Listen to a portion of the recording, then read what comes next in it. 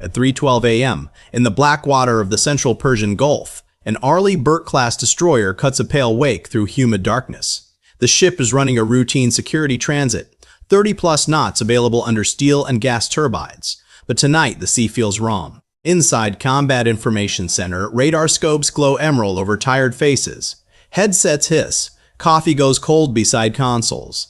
Then the surface watch supervisor leans forward and freezes. Small contacts are rising out of the clutter, first 2, then 5, then more, angling hard from the north. They are fast, too fast for fishing dhows, and closing with a predatory geometry every sailor in 5th Fleet knows by heart.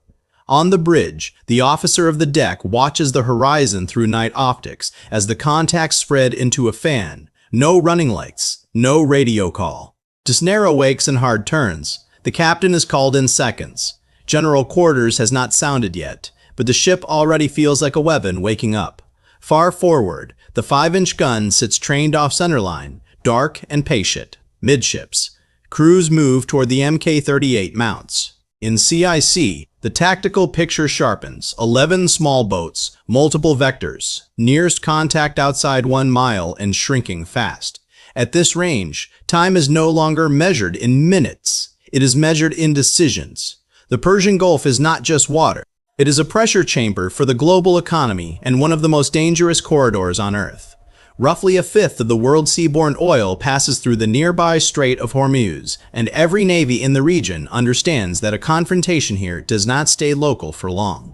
Sanctions, proxy wars, tanker seizures, drone shootdowns, missile alerts, and maritime patrols all compress into a single operating environment where a patrol maneuver can become an international crisis before sunrise. Every radar track matters. Every bridge transmission is political. Every crossing of a bow can carry the weight of a nation.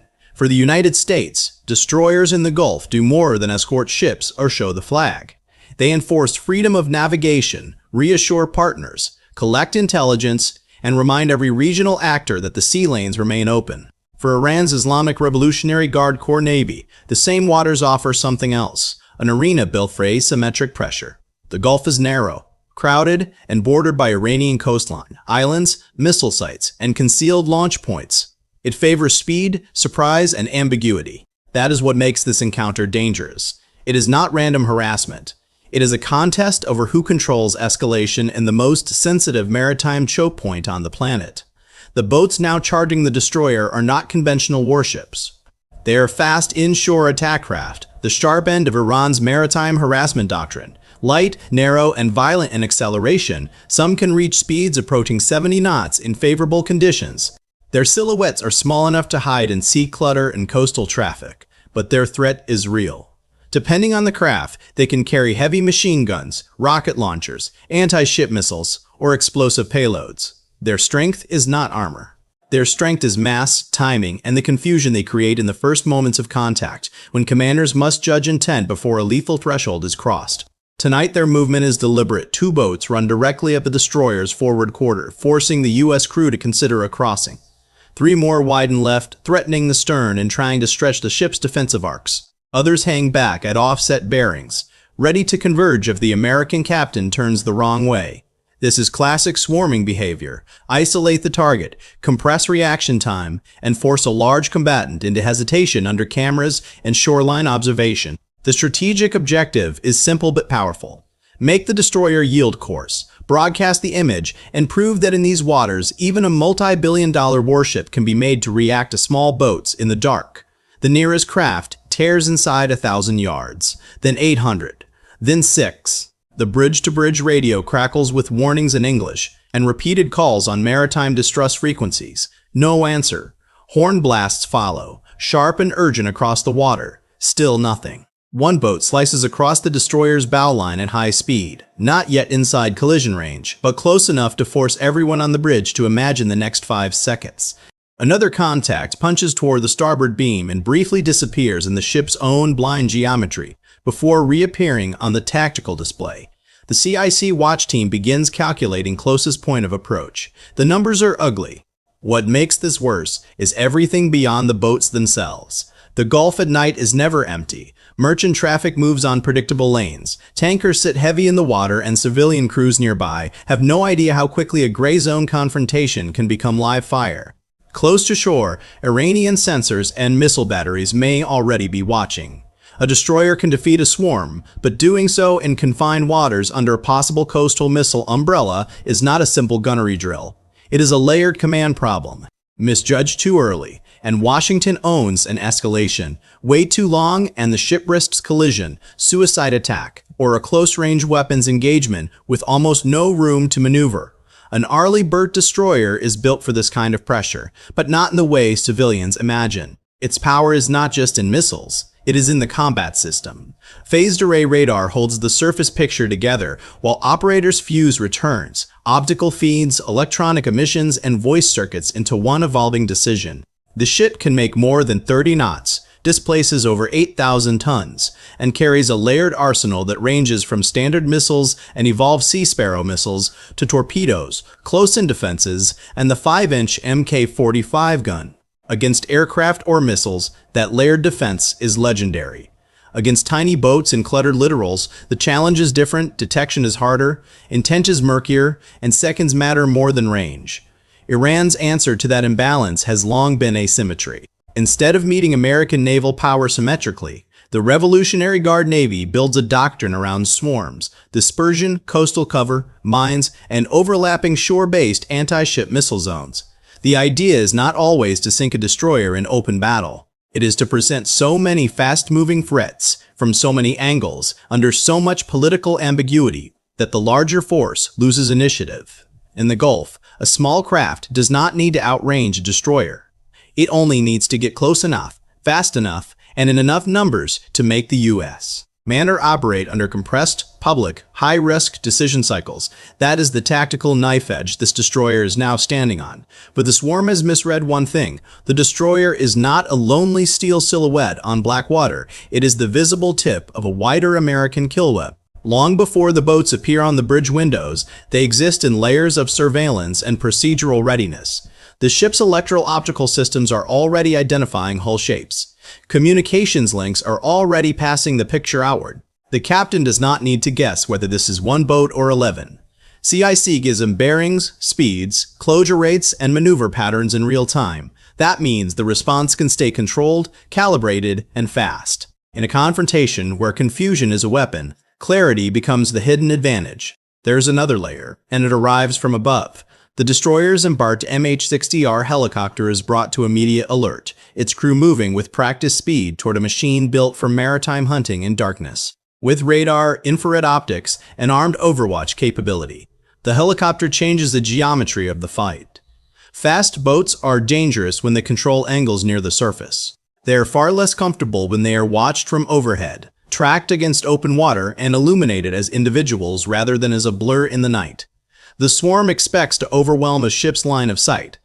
It does not expect the line of sight to suddenly become vertical. At 3:14 a.m., the captain commits to the first rung of force. The destroyer sounds urgent warnings again, now amplified by every communication circuit available. Searchlights snap on in white lances, pinning two lead boats in the glare. The Mk-45 gun slews and settles. On the weather decks, gunners lock into their mounts and track assigned sectors. The ship subtly turns to preserve sea room and prevent the attackers from bunching at the bow. That turn matters. It denies the swarm its easiest crossing pattern and opens overlapping arcs for crew-served weapons and remote mounts. Nothing has been fired yet, but everyone can feel the threshold moving closer with every second of unanswered warning. At 3:16 a.m., the crisis enters its sharpest phase. Two boats drive inside a few hundred yards. Another cuts toward the starboard quarter. The captain authorizes visible weapons posture and warning procedures. The helicopter lifts into the dark, rotor noise rolling across the Gulf like a promise. From the bridge, its arrival is immediate proof that the destroyer's response is no longer limited to one deck and one horizon. Infrared eyes begin painting the swarm from above. The lead Iranian craft now faces a surface combatant whose guns are trained, whose sensors are locked, and whose airborne overwatch can identify every hard turn, every weapon mount, every attempt to split the formation into sacrificial and strike elements. The turning point comes not with a missile launch or a broadside, but with realization. The lead boats suddenly understand that the destroyer is not backing away, it is controlling the engagement. The American ship has held discipline, preserved maneuver space, exposed its weapons only by degree, and brought air overwatch into the fight before the swarm can force a collision or a panic response. The nearest craft, which moments earlier seemed intent on crossing the bow, now shears off just enough to reveal hesitation. That is the first crack. In gray zone encounters, hesitation is everything. Once the attacking side loses certainty that the target will flinch, the entire tactic begins to decay. Then the overhead pressure lands. The helicopter's spotlight and sensors make concealment impossible, and the destroyer's surface picture is now so complete that each Iranian boat is effectively alone, no longer hidden inside the illusion of a massed rush. The swarm depends on collective momentum. Break that momentum, and what remains are small craft in open water under the gaze of a combat system that has already mapped their options.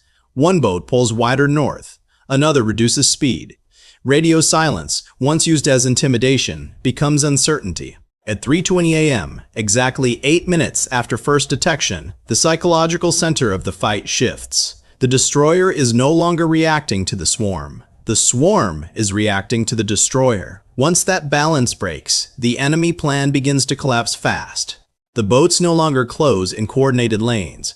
They scatter into safer bearings, widening separation and abandoning the geometry that gives swarming tactics their power. The destroyer does not chase recklessly. It does something far more effective.